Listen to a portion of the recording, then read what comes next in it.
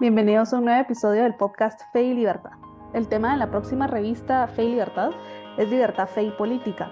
Y en ella vamos a explorar las tensiones y los desafíos en la relación entre individuos y comunidades, autoridad religiosa y autoridad política, poder y libertad. Y a veces estos temas parecen un poco abstractos o lejanos y por eso hemos querido dedicar este episodio a poner algunos ejemplos que nos permitan comprender mejor cómo se aplican estos temas en la vida cotidiana y cómo se han aplicado también a través de la historia. Y para lograrlo, hoy nos acompaña Carmen Camey. Ella es doctora en filosofía de la Universidad de Navarra, es licenciada en periodismo de la misma universidad, directora de desarrollo en la UNIS y miembro del Instituto Fe y Libertad. Gracias, Carmen, por acompañarnos. Qué alegre tenerte aquí otra vez. No, gracias a ustedes, siempre es un gusto estar en este espacio.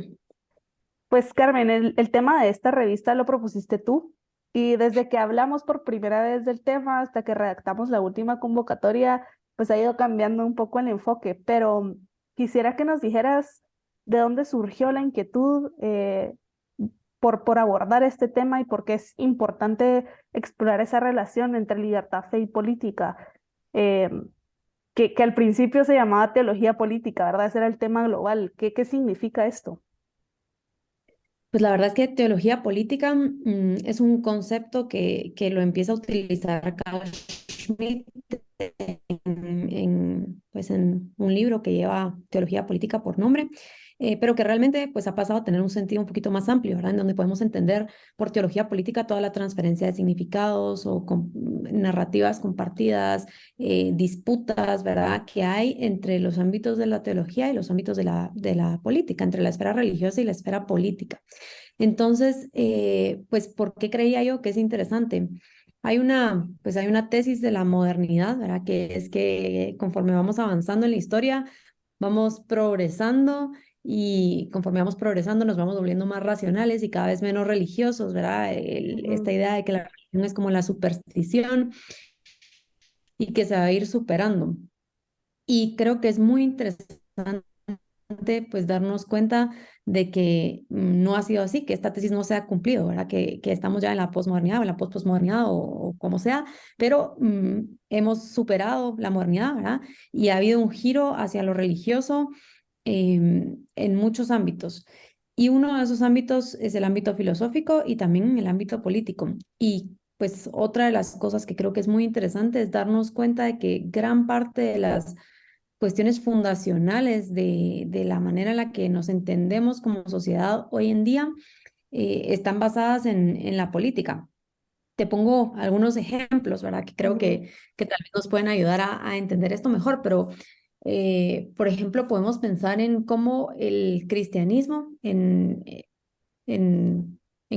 pues en la Edad Media, ¿verdad? En el momento en el que empiezan a repensarse ciertas constituciones de la polis, ¿verdad? O ciertas constituciones políticas, tiene una influencia bien grande en muchas ideas que hoy en día consideramos ideas que son, según nosotros, arreligiosas o incluso antirreligiosas, ¿verdad? O que Ujú. creemos que nos han ayudado a superar la religión y que realmente tienen su origen en dogmas del cristianismo. Una de estas que para mí es muy interesante es la idea de la fraternidad universal, la idea de que todos los hombres somos hermanos y que por eso hay una solidaridad universal. ¿A qué te suena esto? A derechos humanos, ¿verdad? Ujú. A la Declaración Universal de los Derechos Humanos, que está basada en una idea, en una creencia de que todos los hombres pues compartimos algo en común, que hay una dignidad común, ¿verdad? ¿Y esto de dónde proviene? Pues de el artículo de la fe que dice que todos los hombres somos hijos de Dios y en esa medida somos hermanos, ¿verdad?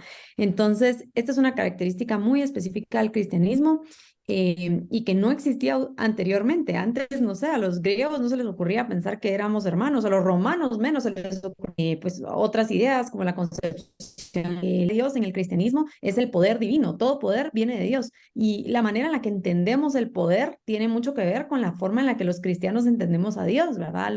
Eh, los atributos que le damos a Dios nos han ido a hacer ir entendiendo cómo, pues cómo funciona el poder, ¿verdad? Y luego lo hemos trasladado a las organizaciones políticas humanas, ¿verdad? Y entonces entendemos que el poder tiene que ser de esta manera y de esta otra manera, pero en su origen todas estas, pues, razonamientos empiezan desde el cristianismo, ¿verdad? Y Ujú, otra cuestión pues, que a mí me parece muy interesante es la idea del pecado original. Hasta la introducción del cristianismo y del dogma del cristianismo, que es el pecado original, realmente nadie se planteaba el origen del mal, porque ujú, si no hay un Dios que es bueno, el mal no es un conflicto, simplemente es un hecho, ¿verdad? ujú, El mal comienza a ser un conflicto cuando uno cree que hay un Dios que es bueno y entonces, ¿por qué Dios permite el mal o cómo así que existe el mal si Dios es bueno? Em, y esto para mí es muy interesante porque creo que gran parte de las teorías políticas modernas, ¿verdad? Tienen su origen o empiezan a partir de un mito para explicar el mal. Piensen en Hobbes, en Rousseau, en Locke, ¿verdad? El estado de naturaleza versus el estado civil, el estado civil. Y todas estas cuestiones, pues, son ideas que buscan explicar el origen del mal, ¿verdad? ¿Por qué existe el mal si Dios es bueno? Entonces, bueno, creo que todo esto lo que nos ayuda a ver es que eh, hay grandes transferencias, ¿verdad? Hay muchas ideas compartidas entre lo religioso y lo político. Esto no es algo malo, ¿verdad? No, no necesariamente es algo malo, pero es algo que tenemos que reconocer porque si no lo reconocemos no lo vamos a entender, ¿verdad? ujú. Y si queremos entender realmente cómo funciona la política hoy, pues tenemos que entender el origen de las ideas, ¿verdad? De dónde vienen esas ideas y por qué creemos en las cosas en las que creemos.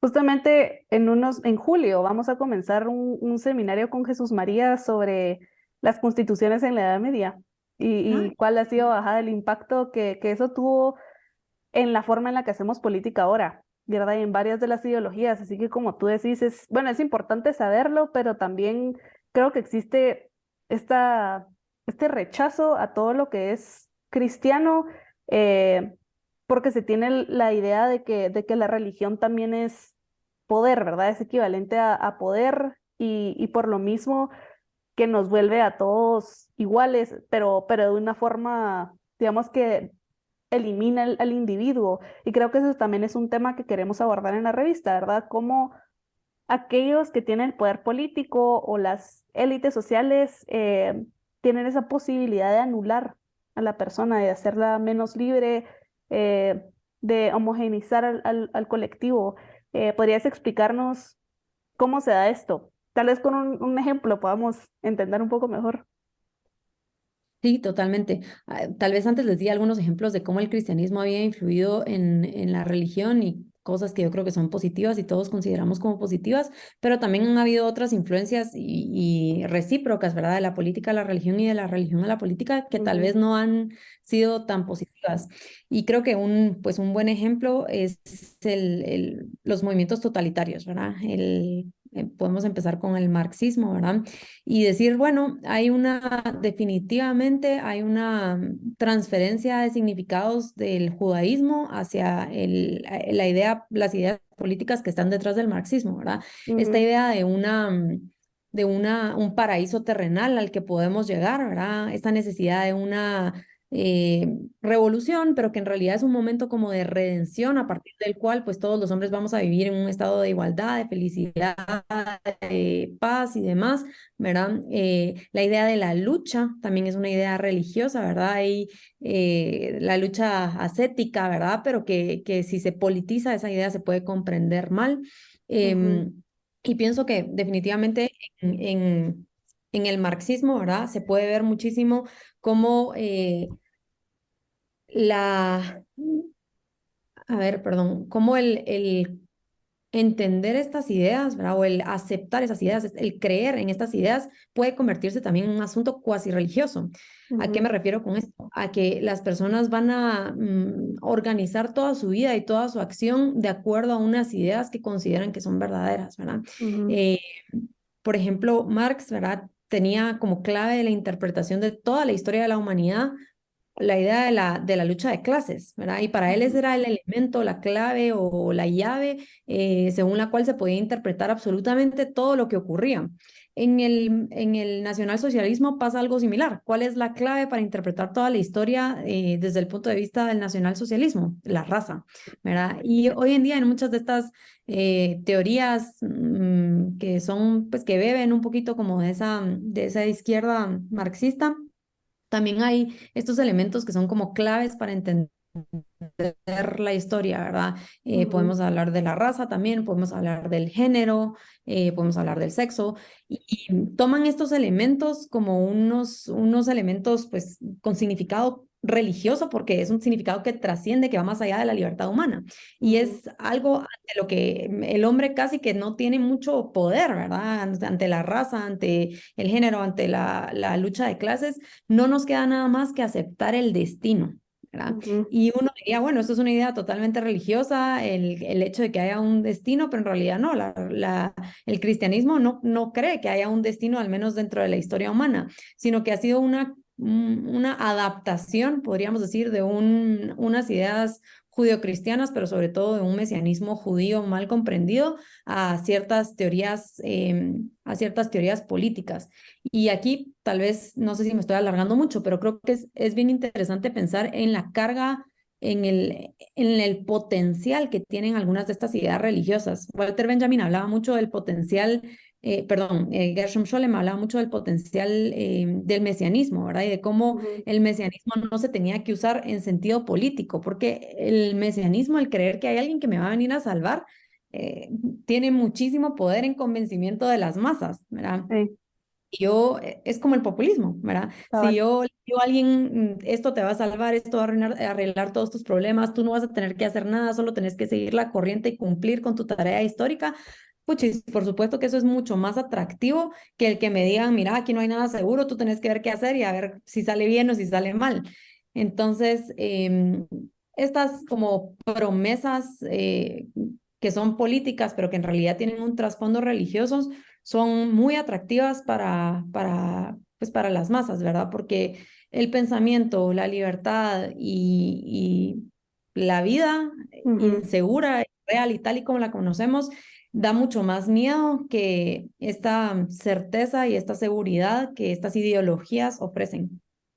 Y ahí entramos otra vez al tema del lenguaje, ¿verdad? De cómo se utilizan palabras, eh, digamos, del mundo religioso y se utilizan en el ámbito político para vendernos ese paraíso, como decís tú, y esa paz que yo creo que la gente ahorita ya ni siquiera busca como la felicidad, sino solo como estabilidad, querer sentirse respaldado por algo o parte de, Ujú.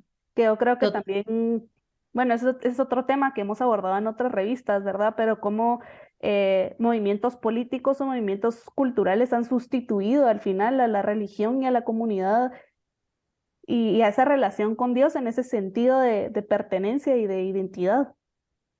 Totalmente, totalmente. La verdad es que cuando la política sustituye a la religión, las personas buscan el sentido, una, algo que les pueda dar sentido trascendente a sus vidas, y si no lo encuentran en la religión, lo van a buscar en cualquier otro lado, ¿verdad? Ujú, Y eso es lo que ha ocurrido con muchos de estos movimientos políticos. Como tú decías, hay un montón de transferencias semánticas, ¿verdad? De transferencias en conceptos y en palabras, que vamos viendo que de repente pues casi que el lenguaje de algunos movimientos pues ecologistas, raciales y demás terminan siendo casi que religioso, ¿verdad? No sé, hablar de la vida animal es sagrado, ujú, cuando hoy sí. ni siquiera podemos usar esa palabra hablando de la vida humana. Entonces es una transferencia de esa idea religiosa hacia algo político, ¿verdad? Por supuesto, la idea de poder es otra transferencia, ¿verdad? No sé, hay muchas palabras que se han ido tomando. ¿Y por qué se toman? ¿Por qué se toman? Porque tienen poder, ¿verdad? Porque están cargadas de significado. Ajá. La religión está cargada de significado. Entonces, pues muchos políticos y teóricos políticos y filósofos han tomado estas palabras porque saben que hay un potencial que se puede aprovechar en estas palabras, ¿verdad? Antes mencionaba a Walter Benjamin, pero tal vez pensando un poco en lo que él decía, eh, que creo que él no lo diría con este sentido, pero él hablaba de cómo el materialismo histórico, ¿verdad? El materialismo histórico era como un autómata que solo iba a jugar la partida si tenía detrás al enano Corcovado, que era la Ujú, teología, ¿verdad? Y que básicamente necesita de la teología para poder ganar la partida, ¿verdad? Entonces, ¿qué nos dice esto? Que Benjamin no era tonto, él se daba cuenta del poder que tenían los conceptos teológicos y por eso él habla de revolución y de redención casi como si fueran sinónimos, ¿verdad? Por eso es que él habla del Mesías, por eso es que él usa todos esos significados y todas esas, pues, esas semánticas con la intención de que, pues, desaten todo el potencial que tienen. Y mira, otro tema que me llama la atención es también en quién hemos puesto el poder. O sea, creo que el tema del poder tiene importancia en este número de la revista. Eh, Creo que antes la mayor autoridad era la iglesia, ¿verdad? Y lo que decía la iglesia era la verdad y era la ley. Y, y ahora no estoy tan segura. Evidentemente la iglesia no tiene la misma autoridad que antes, pero tampoco sé si la política o los políticos tienen esa autoridad. Por ejemplo, en estos movimientos sociales que se ven tal vez más en Estados Unidos, creo que en Guatemala no llegan con la misma fuerza, pero todo esto de los safe spaces, de qué era una microagresión, de casi crear una ley para respetar los sentimientos de las minorías raciales en las universidades, sobre todo, que surgen de un movimiento social, pero que se han convertido, se han trasladado a una ley. Entonces, ¿quién tiene el poder realmente? ¿O cómo funciona ahí? Yo con esto al menos pienso dos ideas. La primera es que no podemos, o sea, que creemos que quitarle el poder a ciertos ámbitos de la sociedad va a hacer que tengamos más poder nosotros como individuos y la realidad es Ujú, que no, ¿verdad? Mientras la iglesia pierde poder, mientras la familia pierde poder, esos espacios no se quedan vacantes como para que el individuo llegue y tome todo el poder para sí mismo, sino que los toman otro tipo de instituciones, ¿verdad? Desde ONGs hasta otras instituciones sociales, educativas, políticas y demás. Entonces, ¿por qué?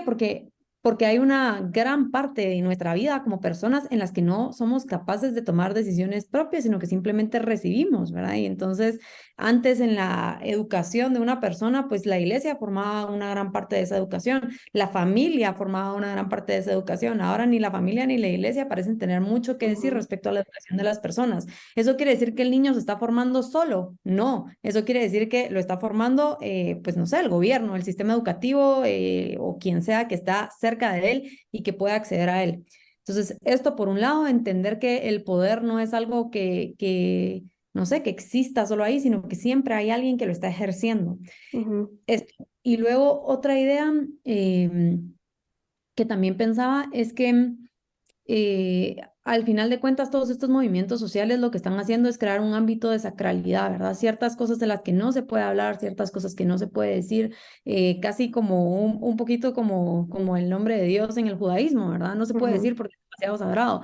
Entonces, yo lo que creo, al menos yo no me asusto porque creo que estos son ciclos también, ¿verdad? En los que vamos haciendo transferencias de lo que consideramos sagrado en cada momento de la historia humana.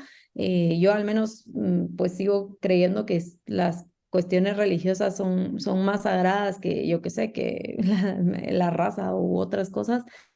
A mí me da esperanza es darme cuenta de que la humanidad siempre necesita, la humanidad no necesita trascendencia, que necesita ir más. sí, la verdad es que es un tema complejo y creo que también, no sé cómo lo veas tú, pero creo que las redes sociales también han hecho como más cortos estos ciclos. Tal vez antes una ideología duraba décadas y ahora cada 2 años ya creemos en algo diferente. Bueno, totalmente. Es que además lo pienso, es así y lo veo con cosas como la moda, ¿verdad? Como los ciclos de la moda son también cada vez más rápidos. Ahorita estamos otra vez con Y2K y yo siento que es que ni siquiera acabo de haber terminado de salir y ya estoy otra vez con skinny jeans. Entonces, los ritmos son otros, ¿verdad? ¿Y qué es lo importante o qué tal vez es lo que hay que tratar de hacer? Que los ritmos rápidos no nos impidan pensar, ¿verdad? Porque ciclos, cambios, eso siempre va a haber, gente que dice aquí, gente que dice allá, pero lo importante es el pensamiento, ¿verdad? El que estemos pensando sobre las cosas. Las modas vienen y van, pero bueno, a mí me gusta mucho pensar en que las cosas que merecen la pena conservarse, hay que pensar y esas hay que conservarse, ¿verdad? Todas las demás, no, todas las demás, que pase lo que pase, pero bueno, hay que pensar en qué vale la pena conservar, tal vez no todo, ¿verdad? Sino que solo algunas cosas. cabal, tener claras los cimientos, digamos. Y a ver, Así es. Carmen, ¿cómo pueden las comunidades evitar ser poderes apolíticos que adoptan discursos de esta naturaleza, como hablábamos antes del marxismo, el ambientalismo, las religiones seculares, o blindar sus contratos sociales contra estas religiones seculares? Yo pienso que es imposible hacerlo desde un punto de vista de contrato social, para empezar, porque creo que lo del contrato social es un poco, pues también es un poco inventado, Ujú, pero sí que creo que la única forma en la que podemos protegernos ante esto, que no blindarnos, es con educación, porque ¿quiénes son los que creen en este tipo de discursos? Pues quien no tiene la capacidad de pensar por sí mismo y quien prefiere la seguridad de un discurso cerrado, ¿verdad? Como decíamos antes, que le da un destino, que le dice, esta es tu misión en la historia y no hay otra cosa más que tú puedas hacer. Pues quien no tiene capacidad de pensamiento crítico, ¿verdad? Y aquí esto es lo que decía un poco Hannah Arendt, que al final de cuentas, ¿cómo fue posible que el totalitarismo se esparciera por toda Alemania cuando Alemania era un país pues desarrollado en su momento, ¿verdad? Civilizado, etcétera, etcétera?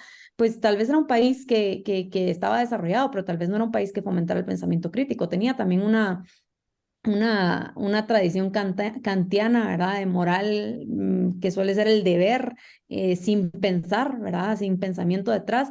Y esto, sin duda alguna, afectó en la capacidad que tenían los alemanes de razonar, no todos, algunos, ¿verdad? Pero de razonar acerca de las ideas que les estaban transmitiendo.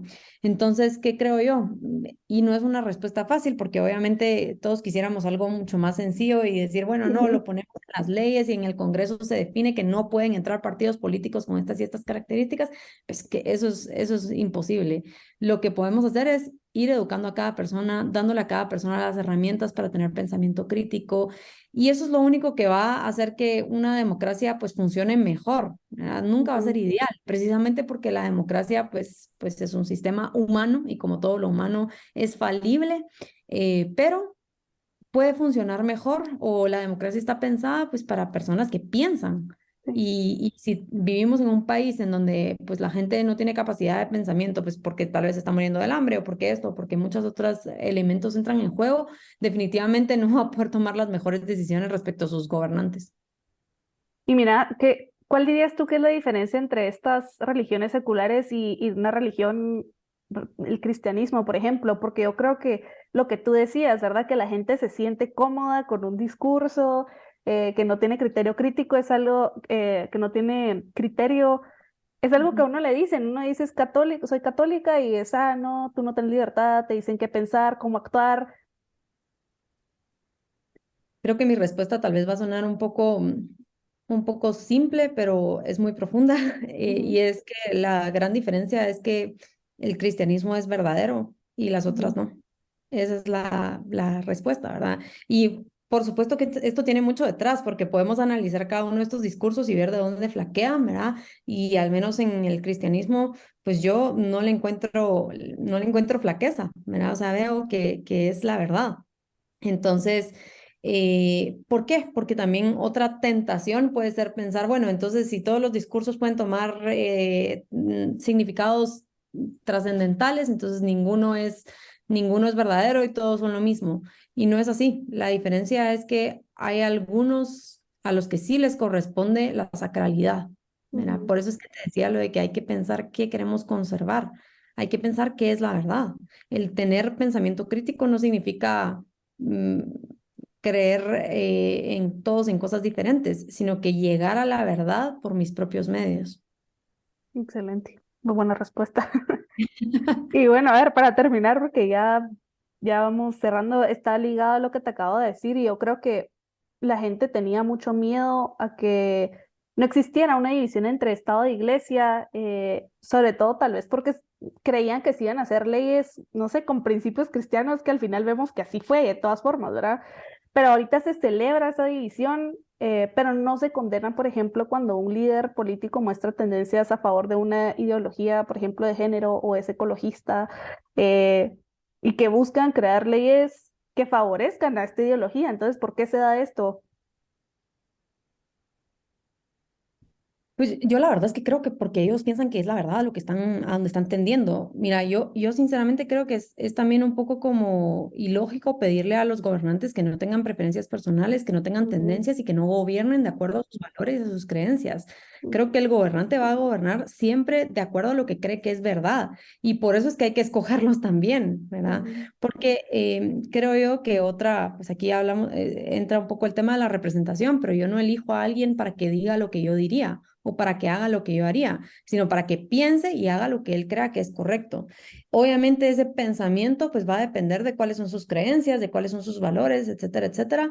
Y yo no me puedo quejar de que él legisle de acuerdo a lo que él cree, ¿verdad? ujú. Entonces, más no sé, que pensar en que la gente tiene que ser más independiente y no legislar de acuerdo a sus creencias y valores, yo no creo que eso sea, que tenga que ser así. Yo creo que tenemos que elegir a gente que tenga creencias y valores que nos gusten y que sean verdaderas y buenas y fundadas en la verdad. Más que pretender que los legisladores sean como, no sé, asépticos y que no crean Sí, en nada. cabal, buenísimo. Pues yo creo que este episodio aprendemos y sacamos varias lecciones para las elecciones, para ver en qué creer. Hay varias cosas que podemos sacar de aquí, así que muchas gracias, Carmen, por acompañarnos e invitamos a todos a escribir para este número de la revista. Gracias, Mariana. Nos vemos.